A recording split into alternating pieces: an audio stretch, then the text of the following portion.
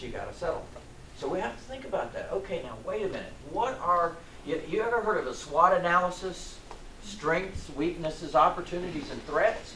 Well, one of the threats we have in our wonderful real estate business is every single transaction has risk attached to it.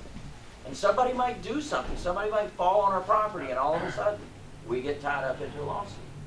Now, by show of hands, how many of you currently own real estate?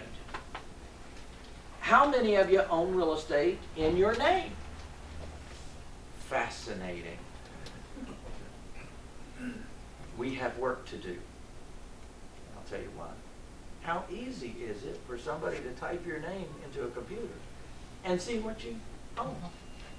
It's just like click, click, click, click, click. We used to have to go down to the courthouse to do that. You don't do that anymore. You sit at the comfort. You could be laying in bed. Click, click, click, click, click.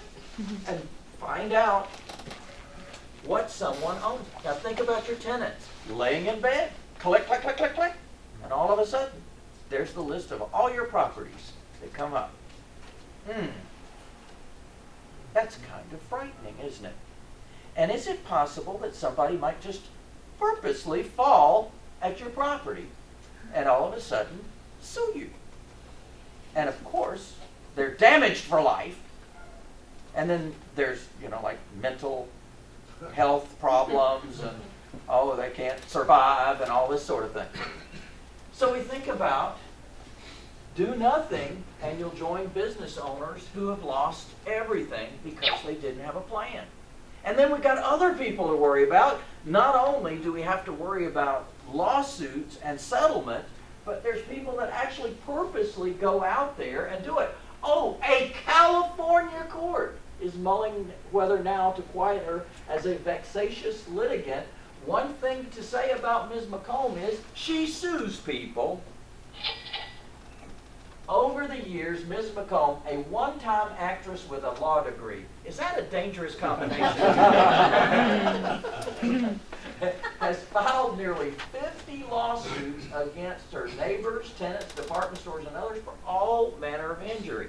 Now, this Wall Street Journal article goes on to say that she's been involved in 9 automobile accidents. Wow. Isn't that fascinating? You ever heard about these people that slam on the brakes and all of a sudden you run into them and hello, you're in a lawsuit now. So we got to think, what if the car that you were driving that just ran into her wasn't yours? What if instead it was owned by someone else that allowed you to drive it? Would that be better? Yeah.